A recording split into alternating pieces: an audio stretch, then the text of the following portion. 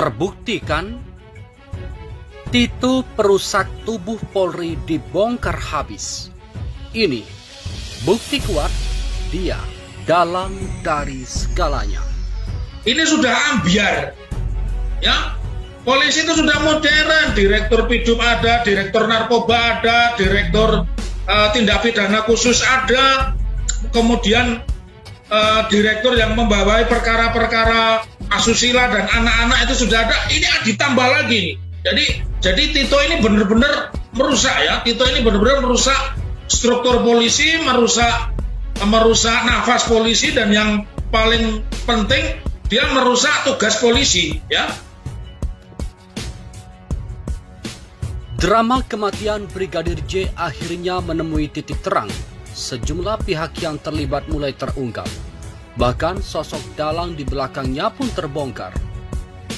Apa yang terjadi dalam kematian Brigadir J bukanlah pekerjaan oknum kepolisian, melainkan sebuah kejahatan struktural yang dilakukan secara sistematis. Nah, kalau disebut oknum, itu tadi kalau disebut oknum, itu mungkin 1 orang atau 2 orang. Tapi kalau sekarang bilangannya 40 saya kira ya. 40 orang sekarang yang diperiksakan itu ya, yang diperiksa. Maka itu bukan soal individual lagi. Nah, Pak Hasto pernah mengajarkan ke saya itu struktural. Jadi ada relasi, ada pola-pola hubungan yang perlu ditinjau saya kira di sana, yang perlu ditanya. Nah, jadi ini yang saya kira yang sangat penting diperhatikan dalam hukum pidana. Ada diajarkan begini Pak Karni. Istilahnya judicial caprice ya, mungkin saya kira Prof. Kiki juga tahu. Orang seketika tidak percaya pada hukum dan penegak hukum itu dari cara mereka menangani suatu perkara. Jadi cara menangani suatu perkara sehingga tidak percaya, kan begitu. Kedekatan antara mantan Kapolri Tito Karnavian dan Ferdy Sambo pun tak luput dari sorotan media. Di tengah penetapan Ferdy Sambo sebagai tersangka, nama Tito Karnavian pun kian santer disorot. Tito Karnavian dianggap sebagai tokoh di belakang Satgasus Merah Putih yang dipimpin Ferdy Sambo yang diduga jadi alat bagi kepolisian dalam menyembunyikan kebusukannya selama ini. Saat menjadi wakil Krisnamurti, Ferdy masih berpangkat AKBP. Adapun saat itu, Krisnamurti telah berpangkat komisaris besar. Namun ternyata karir Ferdy melejit lebih cepat dibandingkan Krisnamurti. Kini pangkat Ferdy Sambo lebih tinggi, yaitu lebih 1 tingkat dari Krisnamurti. Bukan itu saja, jabatan Ferdy Sambo juga tergolong penting di institusi Polri, yakni Kadif Propam Polri. Sementara Krisnamurti saat ini menjabat sebagai Karomisinter di Hubinter Polri dengan pangkat Brigadir Jenderal. Lonjakan pangkat Ferdy Sambo yang mengalahkan Krisnamurti membuat netizen heran. Tak sedikit mempertanyakan prestasi apa yang telah ditorehkan oleh Ferdy. Orang seperti ini ada kelainan jiwa dan sebagainya, masa bisa menjadi pimpinan tertinggi? Polisinya polisi itu nggak bisa diterima oleh akal sehat. Pasti ada sesuatu, ada something wrong. Berarti untuk memberikan jabatan, untuk menaikkan pangkat, memberikan tugas sangat subjektif, begitu? Berdasarkan ya, suka dan tidak suka kurang lebih seperti itu. Kapolri ataupun atasan. Kurang lebih begitu? seperti itu. Harus kita nyatakan kurang lebih seperti itu. Apa dasar apa? Orang dengan prestasi bagaimana bisa menjadi Kadif Propam? Saya ingat Kadif Propam yang dulu itu luar biasa. Nama Tito Karnavian dianggap sebagai sosok awal yang merusak citra kepolisian di mata masyarakat. Tito ini sejatinya yang merusak struktur Polri, merusak mentalnya polisi. Dari tadinya dia sebagai reserse atau reserse kriminal yang profesional, dia menjadi bekerja, menjadi mata-mata untuk kepentingan politik.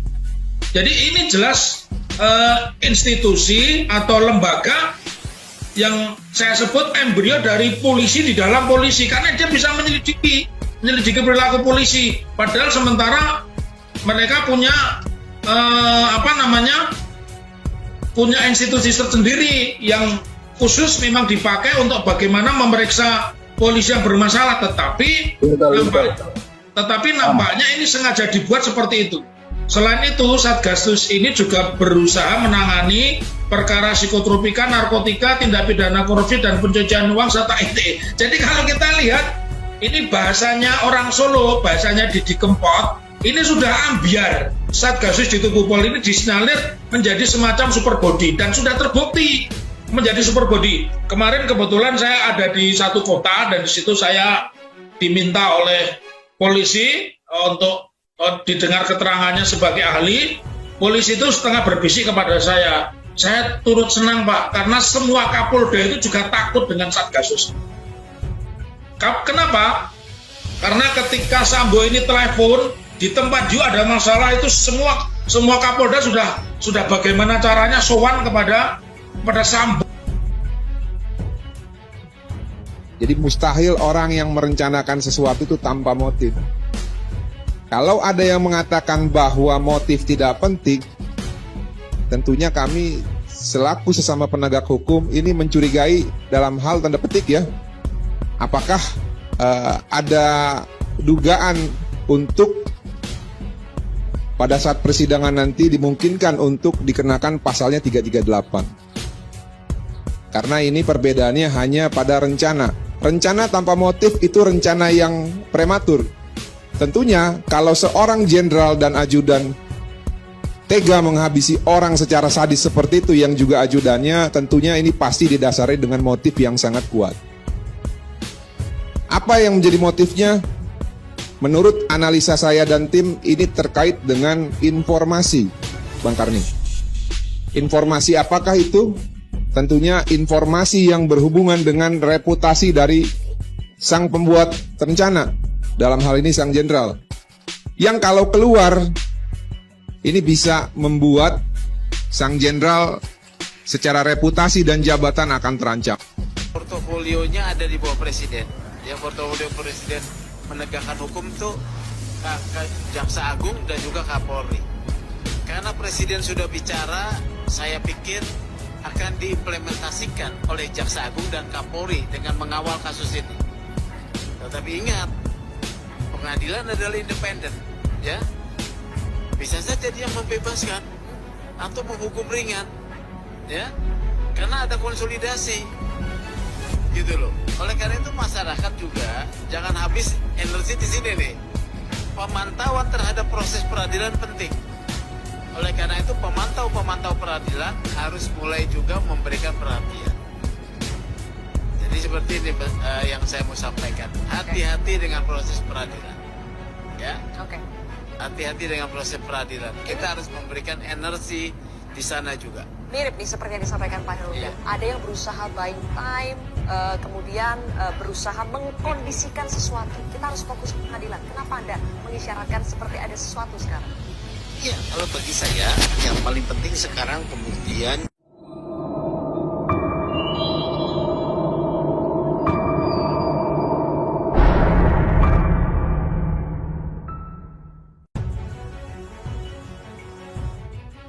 Akun snack video dengan nama Dewo 0210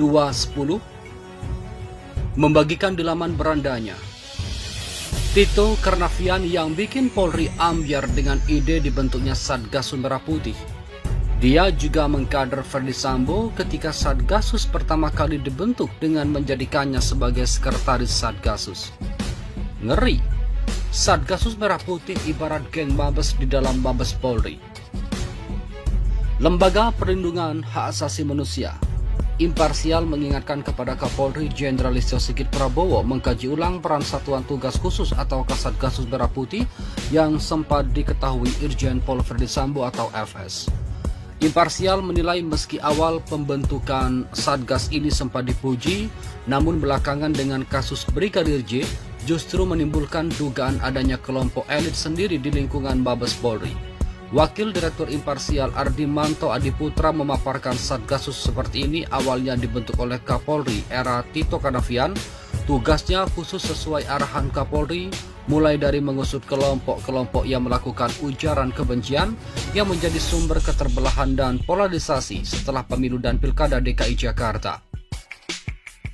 Sebagaimana surat perintah atau sprint nomor sprint 681/3 HUK 6.6/2019 tertanggal 6 Maret 2019 disebutkan Satgas ini memiliki beberapa fungsi, diantaranya melakukan penyelidikan dan penyidikan tindak pidana yang menjadi atensi pimpinan di wilayah Indonesia dan luar negeri. Selain itu, Satgasus juga bertugas menangani upaya hukum pada perkara psikotropika, narkotika, tindak pidana, korupsi, pencucian uang, dan ITE. Dari tugas tersebut dijelaskan Ardi memang beberapa kasus besar berhasil diungkap dari Satgas ini, seperti pengungkapan kasus narkoba secara besar-besaran.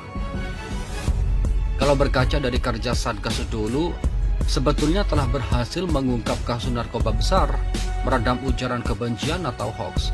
Tapi kaitannya dengan kasus Brigadir J ini justru disebut keberadaan Satgas ini seperti geng sendiri. Pak Mahfud dalam salah satu wawancara menyebut ada submabes, mabes di dalam Mabes Polri. Kalau dulu kata dia, mungkin ada urgensinya dan mendapat banyak pujian kerja-kerja Satgasus ini. Seperti pengungkapan kasus jaringan besar narkoba sebesar dan seberat 2,5 ton di Aceh pada April 2021. Penyelundupan sabu di Pelabuhan Ratu seberat 821 kg pada Mei 2020. Mengungkap jaringan narkoba internasional dengan barang bukti 200 kg sabu-sabu di wilayah Petamburan, Jakarta pada Mei 2020. Begitu juga soal ujaran kebencian yang ditangani di Satgas lainnya, namun belakangan kata Ardi, Satgas ini dikaitkan dengan yang dimaksud Menteri Koordinator Politik Hukum dan Keamanan atau Menko Polhukam, Mahfud MD, bahwa ada mabes di dalam mabes, di mana Satgas-Satgas ini berpotensi menjadi kelompok yang memiliki kewenangan di luar tugasnya. Maka Ardi menilai Kapolri harus menjelaskan semuanya ke publik soal urgensinya Satgas-Satgas ini.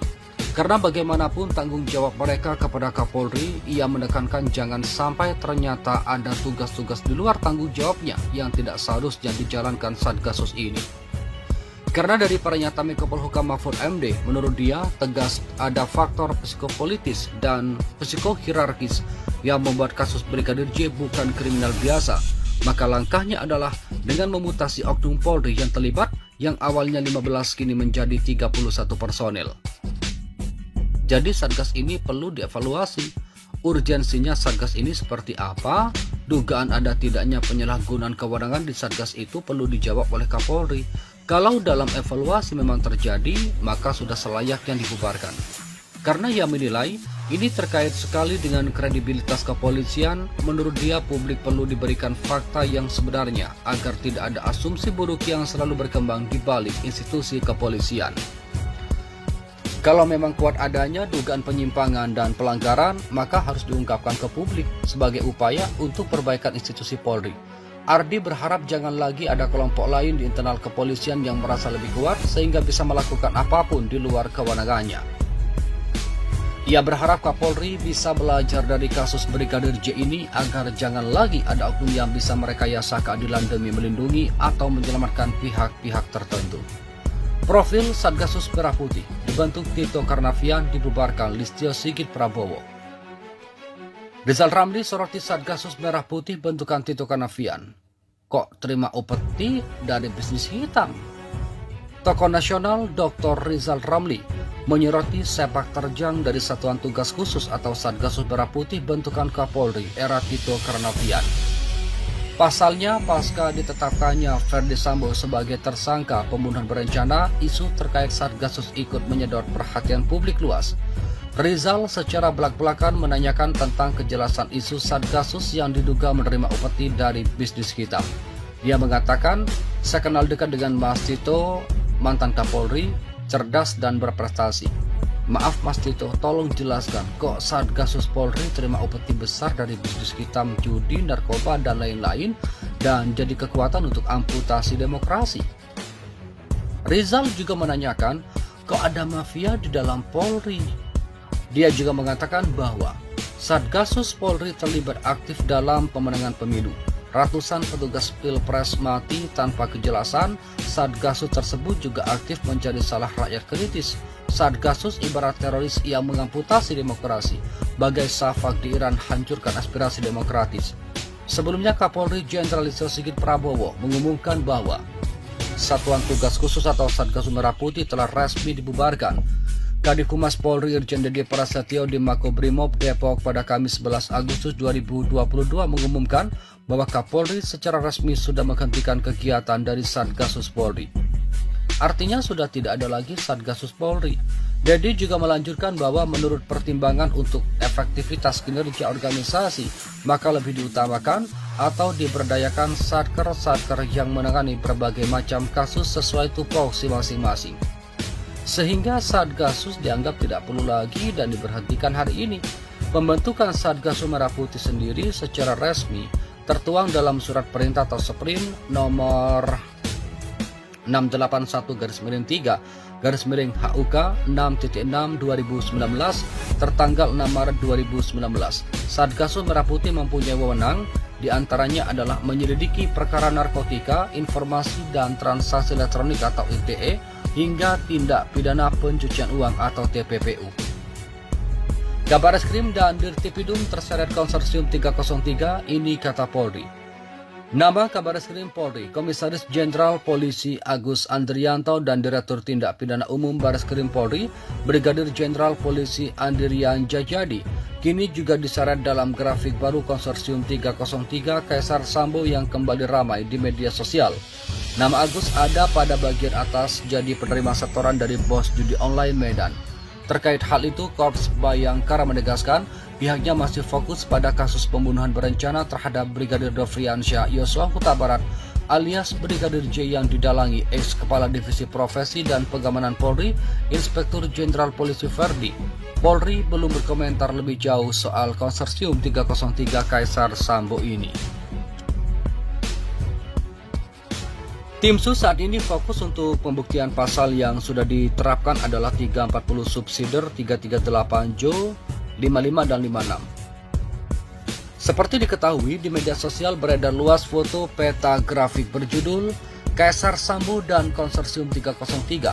Sebaran ini terdiri dari 6 halaman, bahkan menampilkan sejumlah nama anggota perwira tinggi Polri, menengah dan pertama, lengkap dengan jabatannya. Ada juga nama-nama dari kalangan sipil yang turut masuk dalam bagan konsorsium tersebut. Digambarkan dalam bagan-bagan itu, aliran dana setoran dan backing, wajah Ferdi Sambo berada paling atas dalam bagan tersebut dan dibubuhi keterangan. Dalam bagan juga terdapat tulisan di kalangan bandar judi Ferdi Sambo dikenal dengan sebutan Kaisar Sambo. Halaman tersebut mengungkap tentang proyek 2024, konsorsium 303, tim pukul dan investor. Bagan itu pun mengurai tentang bagaimana dana mengalir dan dari siapa saja dana masuk. Konsorsium 303 dalam bagan ini mengacu pada sejumlah nama sipil yang dikaitkan dengan bandar judi di sejumlah wilayah, di mana mereka selalu lolos dalam operasi pemberantasan judi lantaran memiliki backing kuat yang diduga merupakan petinggi Polri dengan konsorsium 303 yang mengelola gelper, judi bola, dan judi online. Ancaman Kapolri. Kapolri Jenderal Listio Sigit Prabowo menegaskan pihaknya tidak akan memberikan toleransi kepada jajarannya yang melakukan pelanggaran, terutama terkait kasus narkoba dan judi online. Sigit memastikan akan mencabut jajarannya bila terbukti melakukan pelanggaran, baik jajarannya di tingkat Polres, Polda maupun Mabes. Saya tidak memberikan toleransi. Kalau masih ada kedapatan, pejabatnya saya copot. Saya tidak peduli apakah itu Kapolres, apakah itu Direktur, apakah itu Kapolda, saya copot. Demikian juga di Mabes, tolong untuk diperhatikan, akan saya copot juga bila terbukti melanggar. Berikut tanggapan dari warganet. Memberantas mafianya gampang, resmikan aja seperti SDSB zamannya Presiden Soeharto, aman, tentram, pajaknya masuk ke negara. Ucap warganet Toming Sepurba. Copot saja Pak Kapolri. Nama Kapolda yang sudah viral di publik dan itu beritanya A1. Polri bersih, Polri menuju cerdas. Kalau mau jujur, ibarat perusahaan bisa tutup tuh kepolisian dikenakan pada PHK massal karena tindak kejahatan. Paling semua polisi. Sudah susah dipercaya, kita tunggu janjinya. Tulis anonymous user. Manusia-manusia busuk. Duit juga yang jadi masalah, logika saja. Kok bisa terang benderang di FB judi online, BO besar lakukan lomba jackpot, kata anonymous user. Aduh, parah nih parah. Kok sampai segitunya ya? Bersihkan tuntaskan oknum yang nakal-nakal itu. Sudah hilang kepercayaan masyarakat ke institusi Polri. Tuh lihat kelakuan polisi Indonesia bro, pantas saja sarang mafia rupanya bro. Hancur dah. Bersihkan Polri dari orang-orang mafia biadab, tulis Rudi Bagus. Jika berita ini benar, sudah sangat hancurlah Polri ini. Dan apa masih pantaskah kita berharap banyak dengan polisi? Pak Kapolri, copot semua yang terlibat, usut sampai tuntas, siapapun orangnya, jabatannya, pangkatnya, sel semuanya. Baru sekedar aba-aba dari Kapolri untuk bersih-bersih institusinya, reaksi dan realitanya juga masih abu-abu. Timpal, Haji Santoso. Bintang berguguran. Kemarin petinggi Polri ngapain aja, pada nunggu setoran. Kalau sudah ribut di media baru bergerak, pada pura-pura jaya, ucap Agus Suherman. 3 Jenderal Rising Star alumni Akpol 94 terseret konsorsium 303, gagal total antar Sambo jadi Kapolri. 3 jenderal ini merupakan Rising Star alumni Akpol 94 yang namanya terseret kasus Kaisar Sambo dan konsorsium 303. Karir ketiganya melejit dengan pangkat Irjen. Karir ketiga jenderal yang terseret konsorsium 303 ini memang melejit di antara alumni Akpol 94. Ketiganya sudah meraih pangkat Irjen, sementara kawannya yang lain masih Brigjen dan bahkan Kombes. Ada 2 lagi alumni Akpol 94 yang sudah meraih pangkat Irjen, Irjen Rocky Harilangi dan Irjen Dwiyono. Nama keduanya tidak terseret dalam grafik Kaisar Sambo dan konsorsium 303.